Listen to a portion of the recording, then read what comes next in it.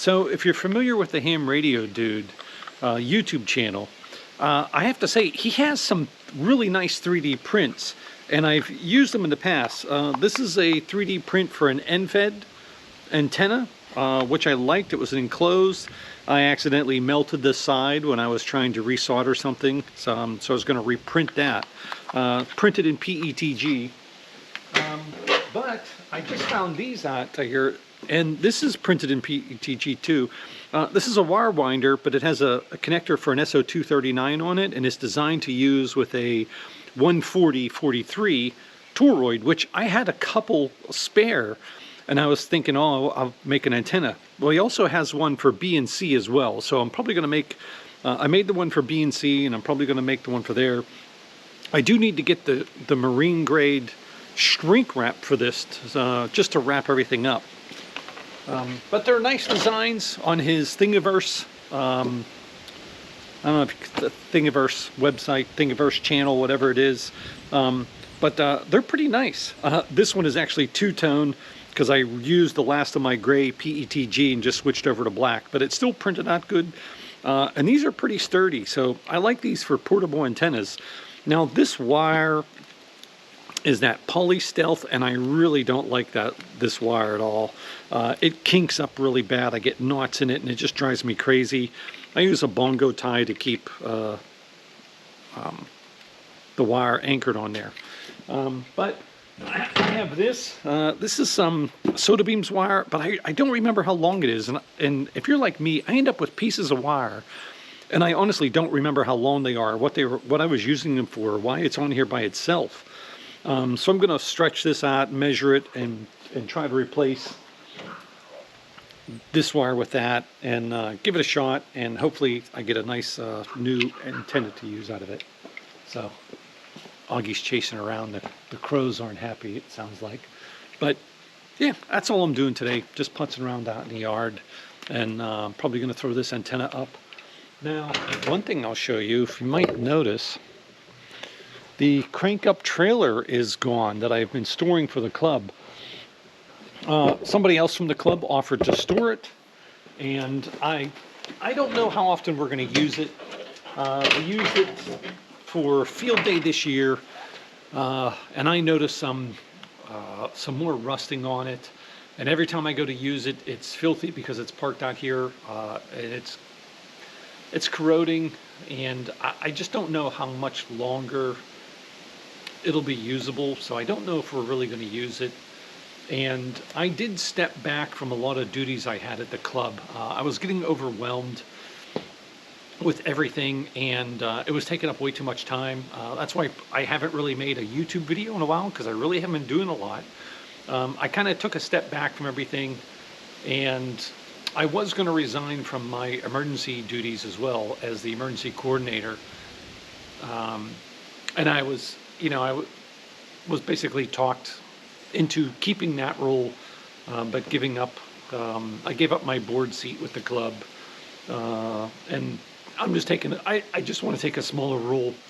I felt like I was organizing everything and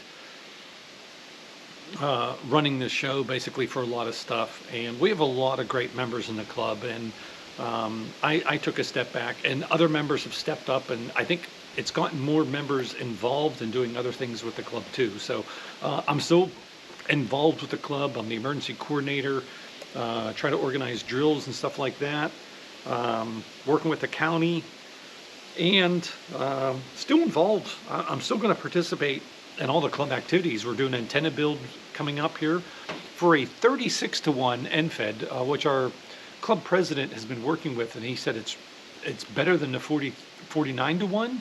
So I'm really curious about that, because I use a 49-to-1 all the time. That's my main antenna here at home. And he claims the 36-to-1 is better, and some of the other documentation that he's provided from other people think so too. So it's wound a lot differently, different capacitor and everything else. So we're going to build those for the club, and I'll probably be using it for a while. And but I just decided to take a step back from the club so I can kind of enjoy things a little bit more. I literally was spending all my time doing ham radio stuff for the club, not even so much POTA and that kind of stuff. And I wasn't even spending a lot of time with my family. So I needed to do that and basically regroup, and we'll see. YouTube kind of feels too much like a job for me a lot of times. So I'm just doing, I may make some videos here and there, but I'm not gonna put myself under that pressure to try to produce a video every week or you know, every 2 weeks or whatever. I'm just gonna do a video when I feel like doing a video. So so let me get my measuring tape out. I'm gonna measure this antenna, and then maybe we'll play. Maybe I'll do a little Parks on the Air hunting, since it is a Support Your Parks weekend, and we'll just see what happens. So I set up the antenna. It's right here. It's about 2 feet off the ground, and it goes up as a sloper up into that tree, and it's showing that it's a little bit short, which is maybe why I wasn't using this piece of wire, because maybe I cut it too short and I didn't want to have a connector in the middle of it. So I'm going to drop it down, probably solder on another little section on the end of it, probably a foot or so, and then try to trim it so it's a little bit better. It shows that it's short on 20 and really short on 20 and a little short on 40. And I want to kind of get it into that sweet spot in between, and so it's a little bit more usable, because I do like to have them tuned as best I can.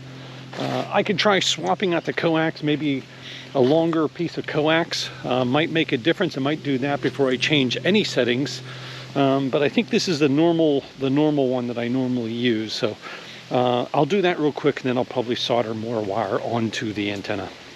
Wow, so I added about 2 feet of wire.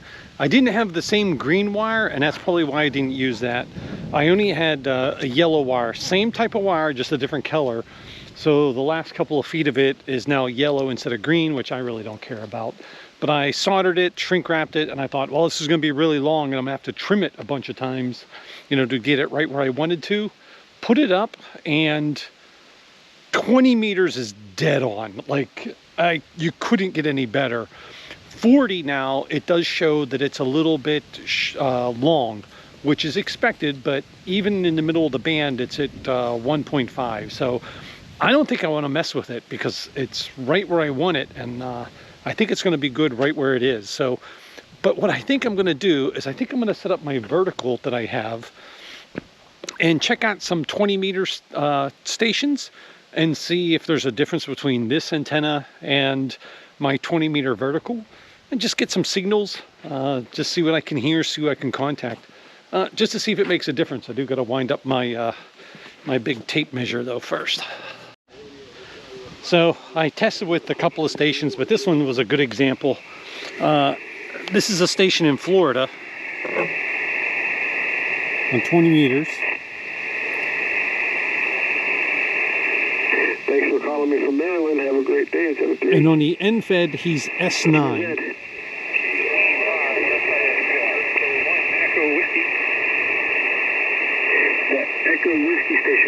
Drop down.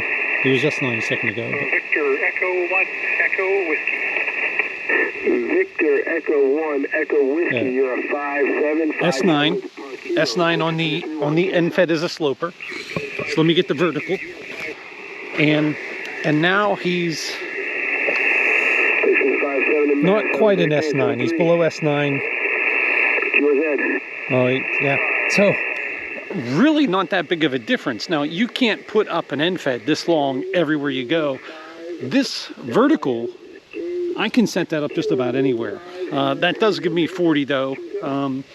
So I do like this vertical setup that I have, and it's been working great. I have 8 radials for it, and it's easy to set up, it's easy to put away, and it's been, for 20 meters, I think you can't beat that. Now, what I don't want to do is I don't want to put a coil on it and make it for 40, because that just shortens the antenna, and I know it's convenient, but this guy is running a 705 with 10 watts into a vertical as well. So I'd really like to get him. He's in Wisconsin. Uniform Mike Hotel, Kilo Delta 9, Uniform Mike Hotel, November 3, Whiskey Sierra. November 3, Whiskey Sierra. Okay, correct the log. November 3, Whiskey Sierra, I got you a 5-7, Whiskey Central Wisconsin. QSL, I'll also give you a 5.7 from here in Pennsylvania. I am also running a ICOM 705, 10 watts into a vertical.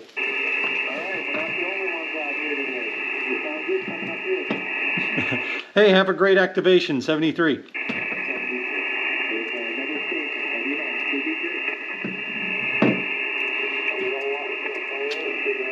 Got him. So that was pretty cool. Let me get him entered into the log here.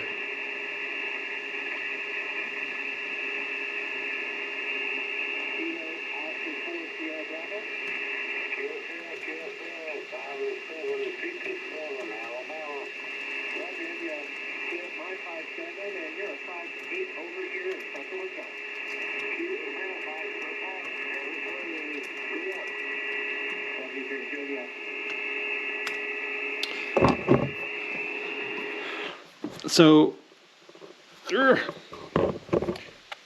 what happens when you wear a beanie and you have glasses on. Yeah.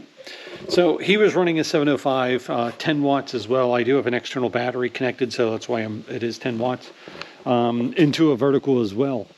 So I'll probably send him a QSL card just because that's kind of cool that you had both of these doing the same thing. But yeah, just playing out. It's actually pretty nice, but Augi's been digging. So he's muddy, so he's going to have to get a shower when he goes in. Augie got injured about 3 weeks ago now. He was outside playing ball with my wife, and he went to catch his ball, and he hit it, and it shot into the woods, and he went flying into the woods, pouncing into the woods to get the ball, and something cut his front paw. I was inside, and my wife yelled and said, "Hey, Augie's bleeding, we need you." I grabbed the first aid kit that I had, rushed out, and she had him down on the ground and was holding his leg, and blood was just pulsing out of his paw. It wasn't spurting, but it was just like a flow coming out of his paw. So we wrapped it up and was able to stop the bleeding. We took care of it. We changed the bandages every so often, and then we went to changing the bandages to every 2 days, and it kept getting better, and we cleaned it with wound cleanser and all that other stuff. And it was a chunk. It wasn't a slice in his paw. He literally was missing like a cork out of the bottom of his foot. So it was really sore, but he's been doing great. He's digging. That area was white for a long time, and now as it's healing, it's starting to turn black again and match the rest of the bottom of the paw, I think, as it hardens. But he's been doing good. He's been running around all day. He's been free to do what he wants to do for a few days now. And he actually went to daycare as well this week. He goes once a week just to socialize with other dogs. And he actually went to daycare with no issues. And he's been, like I said, he's been running around digging today. His nose is all dirty and stuff. So it's good to see him back in action. Well, I think we've been out for a few hours. I think I'm going to break things down and maybe get a fire going, so when Augie gets out of the shower, he has a nice fire to warm him up. It's supposed to get up into the 70s again this week, so crazy weather this time of year.